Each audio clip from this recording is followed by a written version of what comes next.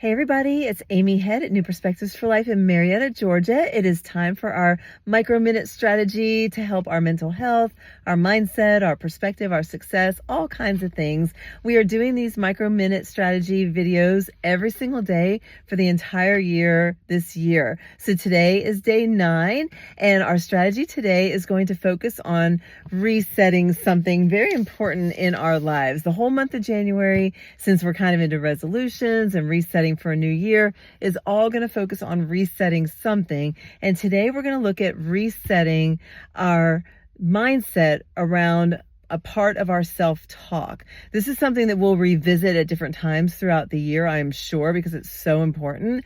But I want to give 3 words that have to do with sort of where our mindset is, and then 3 words that can help shift our mindset towards something that serves us better. So I'm going to share these words with you, and then I'm going to show you how you can use them in your micro-minute strategy, okay?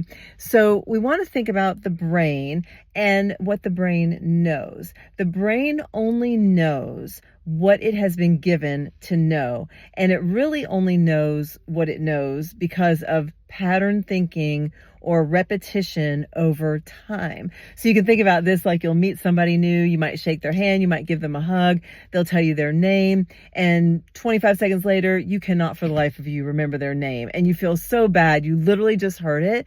But part of that is not really anything wrong with you. It's that it hasn't been repeated or connected to something that your brain can hold on to. So then you might hope that somebody you know comes by so you can say, hey, this is my friend I wanted you to meet. We just met. And then you're hoping that he'll say his name or she'll say her name. And you'll be like, whew, I remember the name now because it's repeated. And then hopefully enough repetition, you'll remember that person's name.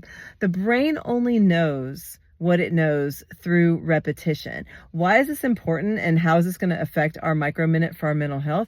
Because a lot of what we tell ourselves about ourselves is pattern messaging repeated over time, and sometimes it's not the most helpful messaging. Sometimes it's messaging that is very negative or derogatory or self-sabotaging, and quite honestly, not true. The only reason that we feel like it's true is because it's what the brain knows. And so it will often equate repeated information with truth, and that's not always true.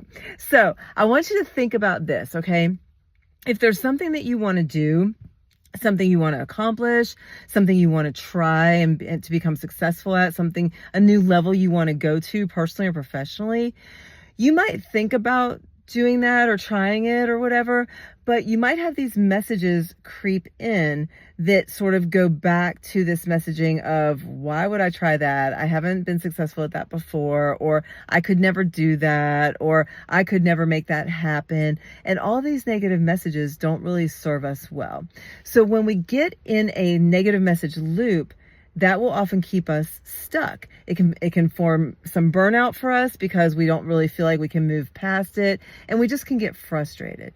So what we want to do is think about, how can we reinform the brain through some repetitive messaging that takes us away from the messaging that doesn't serve us and moves us toward the messaging that does serve us, okay? So here's what happens.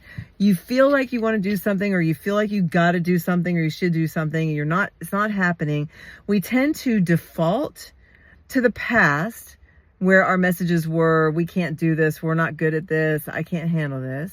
Then we defer in the present moment to that past messaging, and then that ends up deciding whether or not, generally, that we won't pursue what we would love to pursue, because we default to the past and we defer the present thought to that past, and then that goes ahead and decides for us the future. And it generally just kind of repeats the same cycle. Oh, I didn't do that again this year. I didn't lose the 20 pounds, or I didn't learn the new language, or I didn't do all that. I'll put it as my resolutions for this year because it didn't happen last year. But as soon as we try to start doing it, our brain defaults and then defers and then decides, all on messaging that doesn't serve us well. What we want to do instead is we want the brain to not get so stuck and reliant on past pattern messaging and begin to form new messaging. And that's what moves us forward. So instead, we want to refer to the past, reframe the message in the present, and then repeat that message over and over again to build that new neural pathway with that neuroplasticity in the brain to begin to create new information and then a new belief. So, for example, let's say that you really want to, travel somewhere this summer. And you think to yourself, I really want to travel more. I have the means to do it. I would love to do it, but I'm not so sure I could make the trip, or what if it's not the best thing for me? What if I shouldn't be gone? And there's other factors that really you start relying on. In the past, you would default to those concerns. You would defer the present desire to the past. And then you would decide, you know what? I'm just not going to travel because it's just too much. I don't know if I can handle it. It's money, this, that, and the other. Well, we can change that. If you really want to travel, it's something really important to you. You can refer to the past and say to yourself, I didn't do this before because I didn't know if I could handle it, if I should be away that long, if I should spend that much money on it. But then you reframe it in the present and say, but you know what? There's really nothing that has to keep me here for those couple weeks. I can absolutely do it. I do love traveling. I've traveled before. There's really no reason why I can't do it. And then you begin to repeat those messages. The more repetition we give for the positive messages, the more those negative messages that hold us back, the more they will lose their power. So your micro minute, with all that being said, is whenever you're faced today or tomorrow or this week or whenever you're faced with something and you begin to notice that you are defaulting to a negative or a self-sabotaging message from the past, you want to realize, I am about to default, defer, and decide based on my past that this isn't for me, or that I can't do this, or that I can't learn this. And you want to, in that moment, change from default, defer, and decide to refer, reframe, and repeat.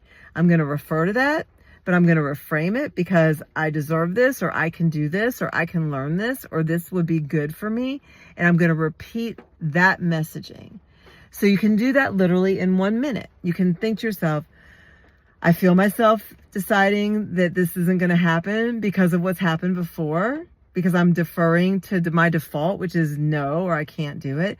I'm going to right now stop that in this minute, and I'm going to refer to that past, but I'm going to reframe it and repeat it. And I'm going to repeat it over and over again until the minute is up. All right. I hope that will work for you. I hope you'll think about that. Rewatch this a couple times because I know I said a lot, but it's really important to understand the context of why this is so necessary and the fact that you can absolutely retrain your brain and then you can gain all the things and experiences you want to gain. All right, guys. Thanks so much, and we'll see you tomorrow.